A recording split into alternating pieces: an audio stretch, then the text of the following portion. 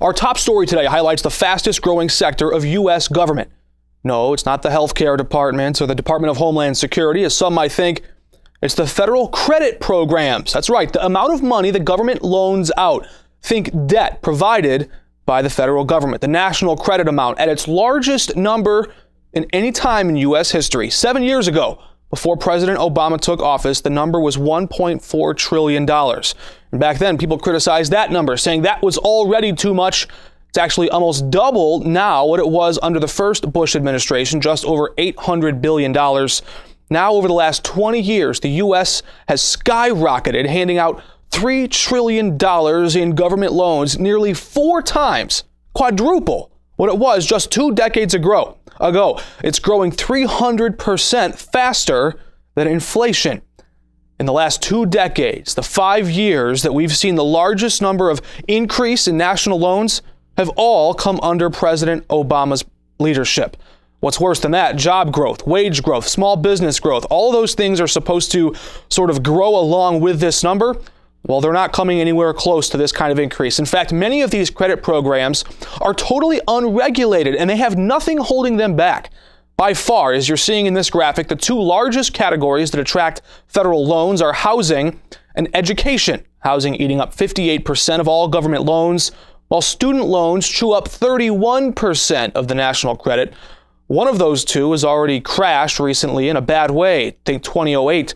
Many critics, including writers from Bloomberg Business website, believe the student loan debt bubble could be the next to burst. Moving on now, jury selection for the trial of marathon bombing suspect Johar Tsarnaev continues to play out at the federal courthouse in Boston, the same city, of course, where the marathon explosion took place. The case is drawing international attention, from Coast Guard boats equipped with machine guns to the overwhelming wave of international media. The busy scene around the federal courthouse in Boston is something the locals just aren't used to. And it's bringing up a lot of painful memories, too. Back to that tragic day when 3 people died and over 260 people were injured. And while a large group of protesters gathered at the courthouse declaring Tsarnaev's innocence, his own defense attorneys actually asked the judge to remove those protesters from the courthouse entrance because the defense lawyers believe they're actually doing more to hurt their case than they are to help. Defense attorneys also asked Judge George O'Toole to move the trial down to Washington, D.C. It's a federal case, but he declined repeatedly. He says even though this is a federal court case, it is still possible to find an impartial jury in Boston.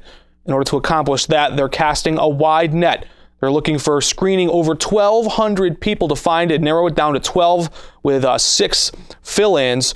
And with a high-profile case, the constant media coverage, the several hundred families affected directly in Boston, this jury selection could take a long time to find an impartial bench. Up to 3 weeks is what the court is saying at this point. Also, updating you on a story we told you about earlier this week. At first, he was just a suspect. Now he's facing murder charges. Police in New York City charge a man with putting a bullet into his father's head during an argument over his allowance. Thomas Gilbert Jr. is accused of murdering wealthy hedge fund owner Thomas Gilbert Sr., his dad. The elder Gilbert founded Wayne Scott Capital Partners, a hedge fund group, just 3 years ago after a long, successful run in the biopharmaceutical fields. Gilbert also holds degrees from Harvard Business School. His son, seen here in court, has an economics degree from Princeton, but police say that he had no recent work history. He may have been out of work and was looking for money. In other news, Jeffrey Sterling was the man fired from the CIA 3 years ago after the agency accused him of leaking confidential documents to reporters. Sterling allegedly leaked documents to a New York Times reporter, James Risen, about his undercover spy mission in Iran.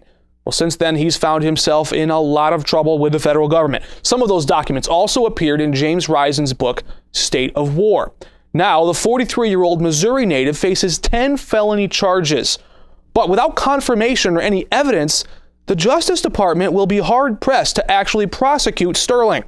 So, and what happened next was Attorney General Eric Holder. He forced Risen, that same reporter, to appear in a courtroom on Monday and testify about where he got his sources. But on the witness stand, Risen defied Holder and didn't say much at all. In fact, he didn't say anything about how he got his hands on those classified documents. Now, in recent years, Risen has criticized the Obama administration for cracking down on investigative journalists and threatening reporters, violating the freedom of the press. During a recent speech to a group of young journalists, Risen said, "Stay on the interstate highway of conventional wisdom with your journalism and you will have no problems, but try to get off and challenge basic assumptions and you will face punishment." Chinese authorities have arrested a man who allegedly helped blind civil rights activist Chen Guangchang flee in 2012. Guo Yoshin is the founder of a group that researched business regulations, civil society, and research. According to Chinese officials, Yoshin helped Chen escape from house arrest, which eventually led to Chen's arrival in the U.S. According to Yoshin's wife, he was arrested on charges of illegal business activity. A researcher at the Human Rights Watch has called his arrest a milestone in regards to the most recent crackdown on Chinese civil liberty. A sad day in France as a family struggles to bury their infant son. The mayor of Champlain, France, is refusing a family access to bury their baby in a public cemetery. This is because of harsh policies regarding the family's minority group, Roma. Sometimes known as Gypsies, the group has been at ends with the French government for a very long time. The mayor of Champlain says that the cemetery is not big enough and that only local taxpayers are allowed priority of plots. The parents of the infant have filed a complaint with the town but have yet to hear back. French Prime Minister Manuel Valls reached out on Twitter this week, calling the mayor's decision an insult to France. The president of Venezuela is reaching out to the U.S. this week. President Nicolas Maduro is asking for a prisoner swap. The two men he is looking to exchange are Leopoldo Lopez and Oscar Rivera. Lopez was serving time in Venezuela after being part of an opposition against Maduro's presidency. Rivera has been held in the U.S. since a conviction of conspiracy in the 1980s.